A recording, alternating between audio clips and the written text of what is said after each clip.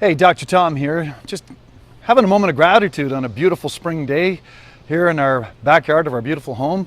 From the humble beginnings that my wife and I came from, the fact that we're able to afford such a beautiful home, a great place to raise our 5 daughters, is largely a result of the great profession of chiropractic and, the phenomenal practice that I was able to build because of my commitment to humanity and wanting to make a difference in people's lives.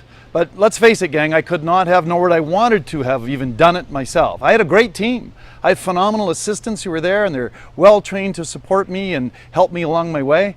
But I can tell you, they didn't help me get the leverage that I needed near as much as the associate that I inevitably hired and brought in, who was the gentleman who took over my succession plan and did take over the practice eventually. Hell, that associate allowed me to do things like, go down that goofy slide over there and play in the pool. And yeah, it's springtime here in Canada, and yeah, the pool isn't open yet, but that still doesn't fade the memories. Hell, I was able to play soccer with the kids in the backyard back there. It's one of the things that attracted us to this beautiful property. We had some more cookouts back in the gazebo, and I went to my daughter's little tea parties at school, and I went to their public school graduations and their high school graduations and their volleyball games, and I had the ability to do that because of my phenomenal associate that I trained, mentored, and eventually took over my practice, as I said. But let me be clear. That's the happy version of the story. My first associate was a freaking nightmare. And I can tell you something, the biggest reason was because I wasn't prepared. Let me tell you that horror story, because it's the horror story to end all horror stories. So, talk about a horror story. This is what I call my $1 million lesson. A person in the profession, supposedly a friend of mine years ago, we decided that we wanted to work together. And I believed, as one of my great mentors taught me, that you should always have a contract, because contracts protect relationships, right? And I kept trying to negotiate this and get this contract thing moving, and she just kept balking at it and balking at it and balking at it. And finally, after many months, one day she just yelled at me and she goes, if you were really my friend, you wouldn't need a contract. I was blown away. I was like, oh man, maybe I'm just being a dick about this whole thing. Maybe a really true friend, you don't need that. It was just like a handshake, and we had an understanding, and we carried on. And it wasn't too many more months before, the classic inevitable piece came where she's like, yeah, this isn't working for me anymore. And, to abridge the story, she took off with like 100 patient visits a week. Well, I thought, the real reason I wanted an associate was to just, have somebody there to help out when I wanted to be away. So we had an open space in the building that I'd built. And so she literally went, into a space in the building with my 100 patient visits a week with absolutely no financial compensation to me whatsoever.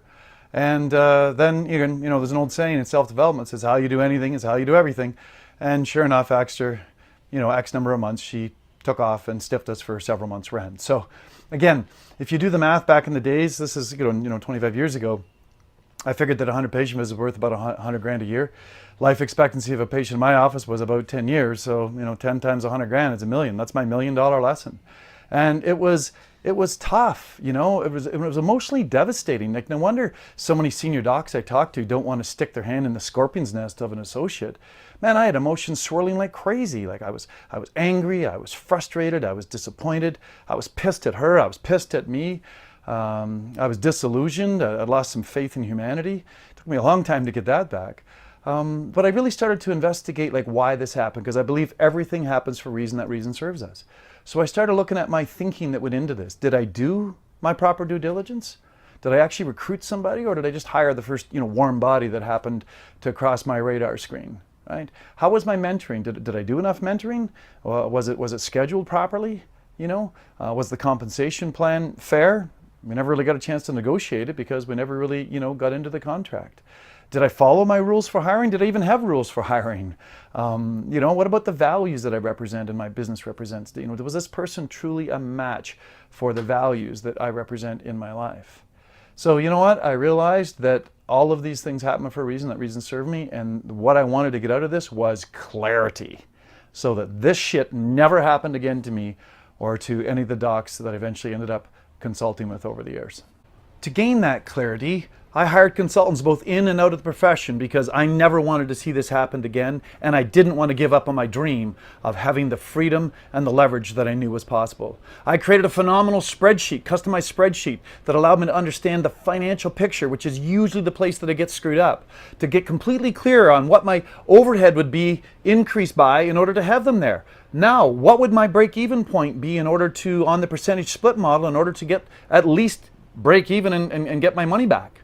What was the number of new clients they needed in order to grow the practice, and what did that look like in terms of the numbers of services and the fee for service, and then what did that mean in terms of a percentage split model for them and for me? I could go in and change the percentage splits and look at the differences into, how that looked like both for them and for me, so that we had absolute crystal clarity to ensure that the next time it was the right decision.